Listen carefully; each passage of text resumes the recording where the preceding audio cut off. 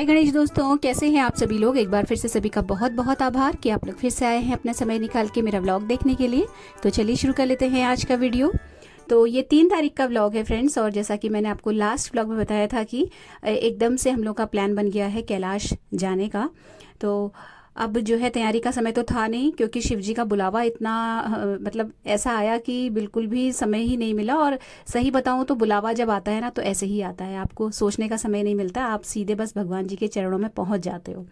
तो अब आज जो है शाम को 5:30 बजे की ट्रेन है।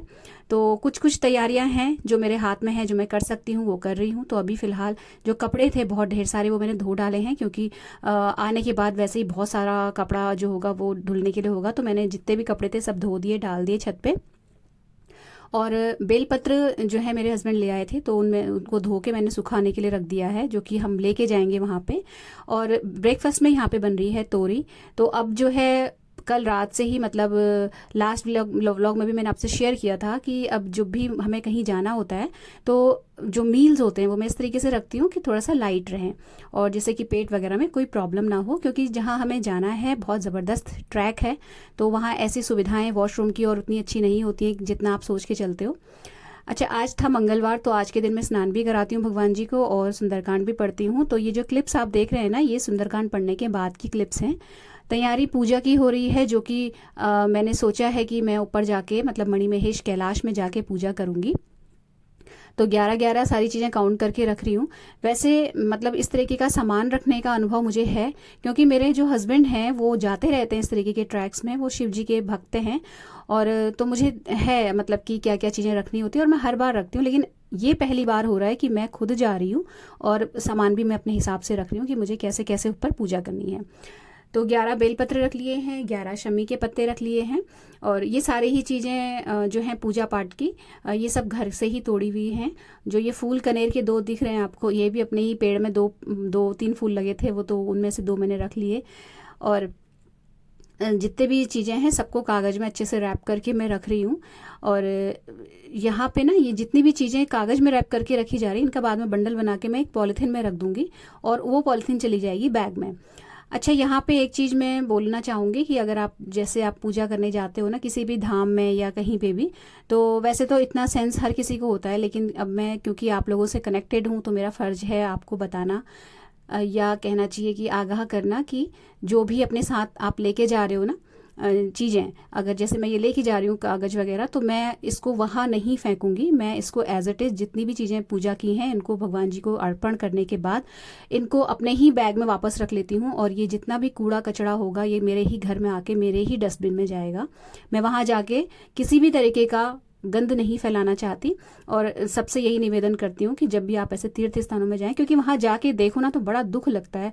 इतने गंदे हमारे तीर्थ स्थान करे रहते हैं लोग, पता नहीं किस तरीके की मेंटेलिटी के लोग होते हैं, और कैसे इन लोगों का मन मान जाता है कि आप खा रहे हो और रैपर नीचे फेंक रहे हो। पूजा वाली जगह पे आपने पूजा करी और जो पैकेट है रोली चंदन कुमकुम का वो आपने वहीं पर फेंक दिया। ये कौन सा तरीका होता है पूजा करने का, मेरी समझ से बाहर है। अच्छा, यहाँ पे जो है पूजा का सामान रखा है 11 अक्षत, 11 जौ, 11 दुर्वा, 11 ही बेलपत्र और 11 ही शमी के पत्ते। और इसके अलावा बत्तियां मैंने बना ही ली थी 108, वो मैंने आपके साथ लास्ट ब्लॉग में शेयर की है। ये कपड़े फैले हुए हैं, आप समझ लीजिए 5:30 बजे की ट्रेन है और मेरी पैकिंग नहीं हुई है। ये लिस्ट बनी हुई रखी है जिससे कि ज़रूरी चीज़ें छूटे ना। अच्छा, पैकिंग क्यों नहीं हुई है, कपड़े क्यों नहीं रखे हैं, वो इसकी वजह ये है कि जो बैग जिसमें हम लोग जो सामान भरेंगे ना, जो रक्सैक बैग होते हैं बड़े वाले ट्रैवल बैग, वो धुला हुआ है और वो सूखा नहीं है अभी। तो वो सारा सामान मेरे हस्बैंड आके रखेंगे, इसलिए ये सारा का सारा ऐसे ही फैला हुआ है। बस डंप करके रख दिया है चीज़ों को, जिससे कि कोई चीज़ भूले ना। और जो जो याद आता जा रहा था वो मैं एक जगह रखती जा रही थी। खाने के लिए जो बहुत ज़्यादा जो पावर पैक्ड चीज़ें होती हैं खाने की, वही रखी जाती हैं इस तरीके के ट्रैक्स में। जैसे ड्राई फ्रूट्स हो गए, या आप ड्राई फ्रूट के लड्डू बना पाओ, तो इस तरीके की चीज़ें जो कि अगर आप कहीं फंस गए तो आप जो हो कम से कम ड्राई फ्रूट्स खा के अपना गुजारा कर लो। तो ये जन्माष्टमी की मिठाई भी रखी हुई थी फ्रिज में, तो ये भी मैंने थोड़ी सी रख ली। मतलब अननेसेसरी चीज़ें लेके नहीं जाना होता है वहाँ पे। मतलब हम वहाँ पे पिकनिक मनाने के लिए नहीं जा रहे हैं, क्योंकि ऐसे जो ट्रैक्स होते हैं बहुत टफ होते हैं, और ऊपर जाके हमें सिर्फ सर्वाइवल वाली चीज़ें रखनी पड़ती हैं जिसमें हम सर्वाइव कर पाएँ और सही सलामत सकुशल वापस आ पाएँ, इतना होना चाहिए अपने पास। तो 5:30 बजे की हमारी ट्रेन थी और बिल्कुल राइट टाइम थी। हमने ट्रेन पकड़ी, हम उसमें बैठ गए। और यहाँ पे मैं आपको बता दूँ, हम दोनों हस्बैंड वाइफ नहीं हैं अकेले में, मतलब हम लोग के साथ इनके एक फ्रेंड हैं, वो भी जा रहे हैं। वो भी बहुत ज़्यादा ट्रैकिंग के शौकीन हैं, 62 ईयर्स ओल्ड हैं, बट उनकी फ़िटनेस का जवाब नहीं। ट्रैकिंग के बहुत ज़्यादा फ़ैन हैं, बहुत ट्रैकिंग करते हैं और बहुत ही फिट पर्सन हैं। तो उसके बाद ना जब हम ट्रेन में बैठ गए थे तो 5:30 पौने 6 बजे के अराउंड हमारी ट्रेन चल पड़ी थी और हम अगले दिन सुबह 6 बजे पठानकोट पहुंच गए थे। तो पठानकोट का ये रेलवे स्टेशन है जो कि मैं आपको दिखा रही हूँ, और यहाँ से फिर हमने ई रिक्शा किया और पठानकोट के ही बस टर्मिनल हम लोग पहुँच गए थे। तो ये जो मैं आपको दिखा रही हूँ ना, ये पठानकोट का छावनी एरिया है, मतलब आर्मी वाला एरिया है, और बहुत बढ़िया स्टेशन है। तो यहाँ से फिर हमने ई रिक्शा किया, पठानकोट के बस टर्मिनल पे पहुँचे, और यहाँ पे बसें भी जाती हैं भरमौर के लिए, और जो है कैब्स वगैरह भी जाती हैं, मतलब टैक्सी वगैरह भी जाती हैं। अलग अलग चार्जेज हैं। अगर आपको समय बचाना है तो आप टैक्सी से जाइए, अगर आपको पैसा बचाना है तो आप बस से जाइए। लेकिन हमें समय बचाना था तो फिर हमने यहाँ से टैक्सी करी और फिर हम यहाँ से निकल गए थे अपने डेस्टिनेशन के लिए। तो रास्ते में ये भंडारा पड़ा था, क्योंकि हम लोगों ने कुछ तो खाया नहीं था। तो यहाँ पे जो है भंडारे में हम लोगों ने खाना खाया। और आप यकीन नहीं मानेंगे, आप जब मणिमहेश यात्रा के लिए जाते हैं, निकलते हैं, तो आपको रास्ते में कहीं पे भी पे नहीं करना पड़ता खाने के लिए। इतने ज़्यादा सेवा है यहाँ पे, इतना ज़्यादा भंडारा और लंगर का मतलब सुविधा है कि आप मतलब पूरा रास्ता एक पैसा खर्च नहीं करोगे अपने खाने के लिए, इतना ज़्यादा यहाँ पे सेवा भाव है। अच्छा, ये मैं आपको दिखा रही हूँ होटल में पहुँचने के बाद का सीन। जब हम मतलब अभी हम लोग पहुँच चुके हैं भरमौर में, यानी कि हिमाचल प्रदेश के चंबा जनपद की भरमौर नाम की जगह पे, और आज हम यहीं स्टे करेंगे। तो ये होटल का सीन है। तो यहाँ पे देखिए, मैं आपको दिखाऊँ, इस तरीके से पैकिंग की थी मेरे हस्बैंड ने। पॉलीथीन्स में पैकिंग की जाती है, जिससे कि जो सामान है, अगर आप जहाँ गए हैं अगर फंस गए, बारिश हो गई या बर्फ़ पड़ गई, तो सामान ना भीगे, बैग भीग जाए कोई बात नहीं, बट सामान बचा रहे। और ये सूट मैं आपको दिखा रही हूँ ना, ये जो मैंने लास्ट व्लॉग में दिखाया था, जिसकी मैंने फिटिंग की थी, इसकी सलवार जो चूड़ीदार पजामा है, इसको कट करके मैंने पैंट का रूप दिया हुआ है और बहुत कंफर्टेबल हो गया है, ये बहुत अच्छा लग रहा है पहनने में। तो भरमौर पहुंचने के बाद हम लोग फ्रेश हुए, हमने खाना खाया अपने ही होटल के ही रेस्टोरेंट में, और फिर हम निकल गए यहाँ से भरमाणी माता के मंदिर के लिए। तो थोड़ा सा पैदल जाने के बाद टैक्सी वगैरह मिल जाती हैं, तो बस ज़रूरत का सामान लिया हमने अपने बैग में और हम निकल पड़े भरमाणी माता के दर्शन के लिए। तो ये भरमाणी माता का जो मंदिर है ये भरमौर में ही है। थोड़ा सा मतलब पहले यहाँ पैदल जाना पड़ता था, लेकिन अब जो है टैक्सी वगैरह की सुविधा यहाँ के लिए हो गई है, मतलब ऊपर तक चली जाती है टैक्सी या कार, जो जिसमें भी आप जाओ।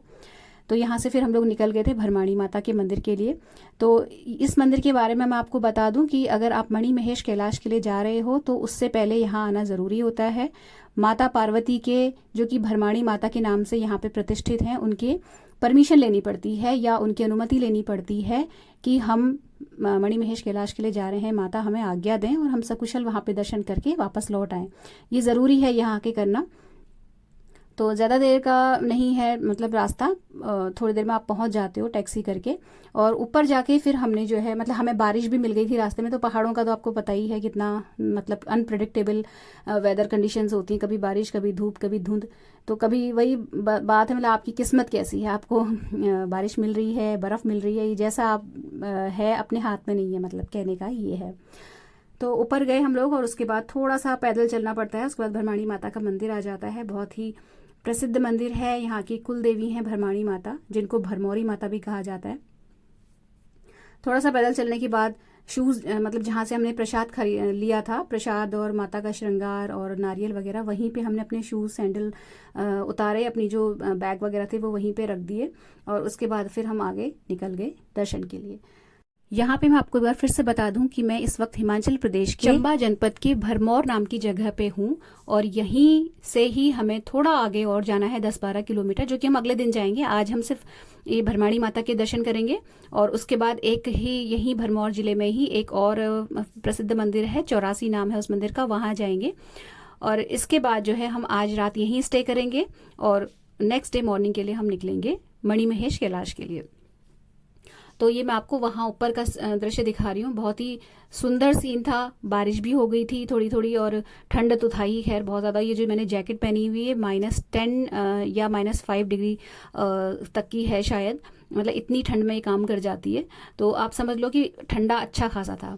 अच्छा, यहाँ पे ये जो एक पान वाला बैठा हुआ था, और ये जो पान वाले बैठे हुए हैं ना यहाँ पे, ये सिर्फ यहीं नहीं, ये पूरा आपको मणिमहेश की ट्रैक में मिलेंगे। और पूरा रास्ता आपको जो है ये पान वाले जो छोटे छोटे वेंडर्स हैं ये आपको दिखते रहेंगे। तो एक एक पान खाया हमने दर्शन करने के बाद, और फिर हम निकल गए थे अपना वापस नीचे को। तो जब नीचे आए हैं ना, उसके बाद फिर हमने मतलब थोड़ी देर के लिए रेस्ट किया, और खाना हम खा चुके थे। मतलब हम जब आए थे पठानकोट से इधर ही अपना भरमौर में, तो हम लोग खाना वाना खाने के बाद यहाँ दर्शन करने के लिए आए हैं, क्योंकि हमने कुछ भी नहीं खाया था। और ये है 84 मंदिर का सीन, जो कि हमारे होटल से वॉकिंग डिस्टेंस पे ही है और बहुत फेमस मंदिर है। और ये महादेव का मंदिर है। यहाँ भी मतलब आना ज़रूरी होता है महादेव के मंदिर में मणिमहेश जाने से पहले। और ये ना एक छोटा मोटा आप कह सकते हो मेला तरीके का है। यहाँ पे जैसे जो मंदिर का प्रांगण है, इसमें बहुत सारे छोटे छोटे स्टॉल्स लगे हुए हैं। इनफैक्ट छोटे नहीं, बहुत बड़े बड़े स्टॉल्स लगे हुए हैं, गर्म कपड़ों के, एसेसरीज के। मतलब एक छोटा सा मंदिर नहीं, मंदिर के प्रांगण में आप छोटा सा मेला भी कह सकते हो उसको, जहाँ पे लोगों के रोजगार के लिए बहुत अच्छे ऑप्शंस हैं। बहुत सारे यहाँ पे स्टॉल्स लगे हुए हैं जहाँ पे आप जाके शॉपिंग कर सकते हो, और मंदिर बीचों बीच में बना हुआ है। तो खैर हमने थोड़ा बहुत यहाँ पे राउंड मारा, और शाम की जो पूजा होती है उसके लिए एक्चुअली हम लोग रुके हुए थे कि हमें शाम वाली आरती मिल जाए। तो वहीं पे अभी हम फिर जब घूम चुके थे और हमें लगने लगा कि आरती का समय होने वाला है, तो अब फिर हम यहाँ पे आके खड़े हो गए थे। तो मतलब बहुत भीड़ थी, अच्छी खासी भीड़ थी, क्योंकि जो मणिमहेश कैलाश के दर्शन होते हैं ना, ये फर्स्ट जो 2 वीक्स होते हैं ना सितंबर की, उसी में होते हैं। उसके बाद ये यात्रा बंद हो जाती है ऑफिशियली। ये जो आपको मंदिर दिखा रही हूँ, ये उसी 84 मंदिर के प्रांगण में था। धर्मेश्वर महादेव का मंदिर है, ये धर्मराज का मंदिर है, जो कि पूरे भारत में सिर्फ एकमात्र मंदिर है जो कि धर्मराज जी का मंदिर है। तो इसके दर्शन कर लीजिए आप। खैर फाइनली हम यहाँ पे मत्था टेक के पूजा पाठ करके विधिवत वापस अपने होटल में आ गए थे। तो वॉकिंग डिस्टेंस पे ही है, पैदल पैदल हम लोग चले गए थे। तो ये आज का दिन यहीं पर ख़त्म होता है, और ख़त्म होता है आज का व्लॉग भी। तो अगर अच्छा लगा हो तो प्लीज़ वीडियो को लाइक शेयर ज़रूर कीजिएगा। चैनल सब्सक्राइब करना बिल्कुल भी मत भूलिएगा। मिलते हैं अगले वीडियो में। Till then take care, stay healthy, happy and positive. Thank you.